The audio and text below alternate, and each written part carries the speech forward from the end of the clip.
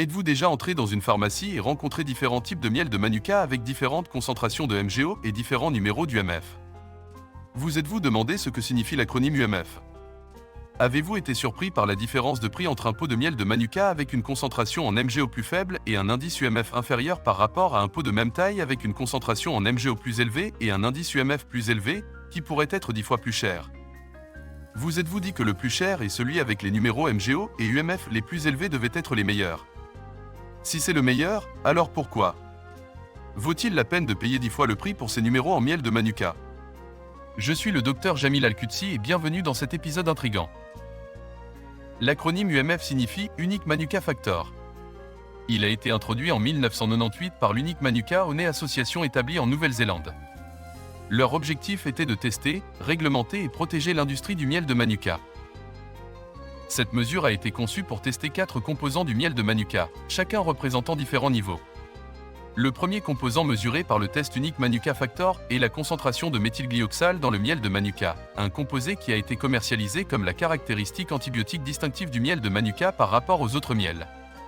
Le deuxième composé mesuré par le test UMF est la leptospérine, un autre antibiotique présent dans le nectar des fleurs de Manuka.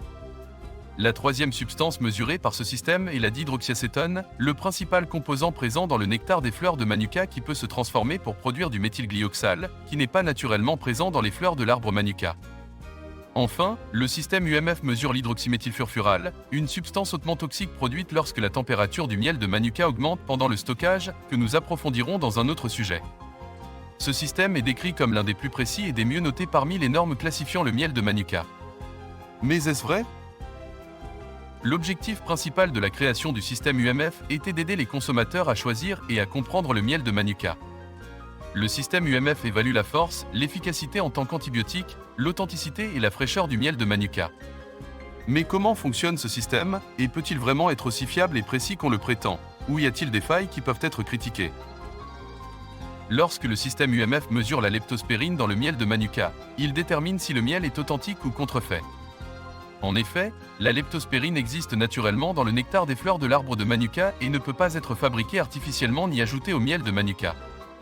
La leptospérine, également connue sous le nom de l'espèce d'arbre Leptospermum trouvée en Australie et en Nouvelle-Zélande, est présente dans les arbres Manuka ainsi que dans l'arbre Jelly Bush en Australie. Il a été noté que la leptospérine, également connue sous le nom de leptosine, se trouve également dans le miel de Miela, qui provient de l'insecte Miela qui se nourrit du nectar des arbres Manuka en Nouvelle-Zélande.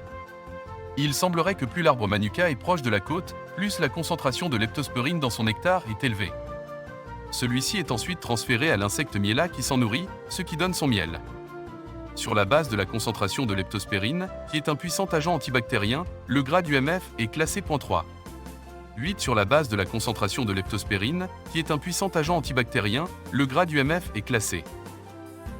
Pour que le miel de Manuka atteigne un indice UMF de 5, la concentration en leptospérine doit être supérieure à 100 mg par kg de miel de Manuka. Il convient de noter que le miel de Manuka ne peut entrer dans le système de notation UMF que si sa concentration dépasse 94 mg par kg de miel de Manuka. Pour que le miel de Manuka atteigne la cote UMF 10, la concentration de leptospérine doit dépasser 150 mg par kg de miel de Manuka. Pour obtenir un indice UMF de 15, 20 ou 25 pour le miel de Manuka, la concentration de leptospérine doit être supérieure à 200 mg par kg de miel de Manuka. Alors, quelle est la signification de la leptospérine? Des études indiquent que la leptospérine, comme le méthylglyoxal, est principalement un antibiotique généralement utilisé pour traiter les plaies enflammées. Comme le méthylglyoxal, il possède un spectre étroit, ce qui signifie qu'il peut inhiber certaines bactéries mais pas d'autres. La plupart des études à ce sujet sont réalisées en laboratoire et les études sur les animaux sont très limitées. Les études cliniques sont quasiment inexistantes. Une autre étude suggère un effet anti-inflammatoire potentiel de la leptospérine. Par conséquent, vous n'êtes pas obligé d'acheter le miel de Manuka UMF, très apprécié et très cher, sauf si vous avez une plaie infectée.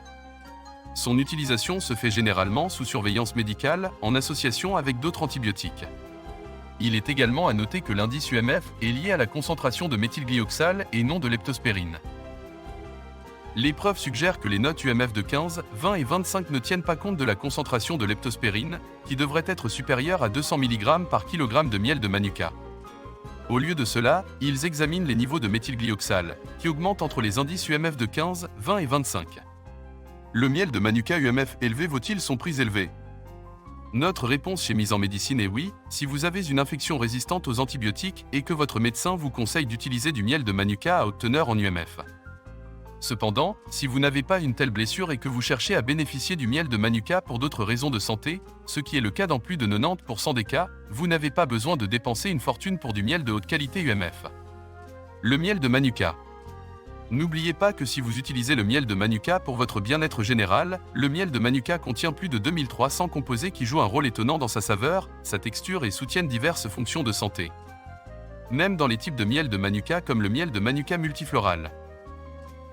Les avantages augmentent considérablement lors de l'utilisation d'un mélange de miel de Manuka et de Canuka, car nous avons innové dans le système alimentaire misant.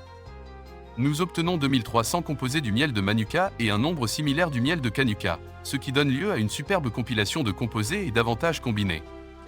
N'oubliez pas de visionner notre épisode, dont vous trouverez le lien dans la description. Restez à l'écoute et rejoignez-nous.